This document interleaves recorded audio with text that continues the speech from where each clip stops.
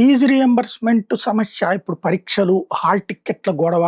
ఈ టైంలో ఫీజులు కట్టకపోతే మీకు హాల్ టికెట్లు ఇవ్వమంటున్నారు. అదేంటి మేము ఫీజు రీయింబర్స్‌మెంట్ కింద ఎన్రోల్ అయ్యాం గదంటే, గవర్నమెంట్ డబ్బులు ఇవ్వలేదు. మీరు ఆ డబ్బులు ఇచ్చి తీసుకుపోండి.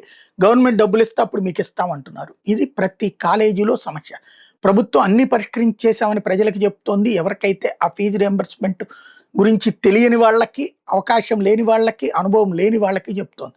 బట్ అసలైనటువంటి ఫీజు రియంబర్స్‌మెంట్ బాధితులు కాలేజీలో నిలదీయబడి అడగబడుతున్నటువంటి వాళ్ళకి తెలుస్తుంది. ఇప్పుడు అట్లాగే రాజానగరం ప్రాంతంలోని గైడ్ కాలేజీలు ఫీజు రియంబర్స్‌మెంట్ వ్యవహారం చివరికి విద్యార్థులు ఆందోళనకు దిగే స్థాయికి జరిగింది. ఫీజుల చెల్లింపు మీద స్పష్టత ఇవ్వాలని విద్యార్థుల సమస్యలు పరిష్కరించాలని డిమాండ్ చేస్తూ కాలేజీ దగ్గర ధర్నా నిర్వహించారు వాళ్ళు చివరికి.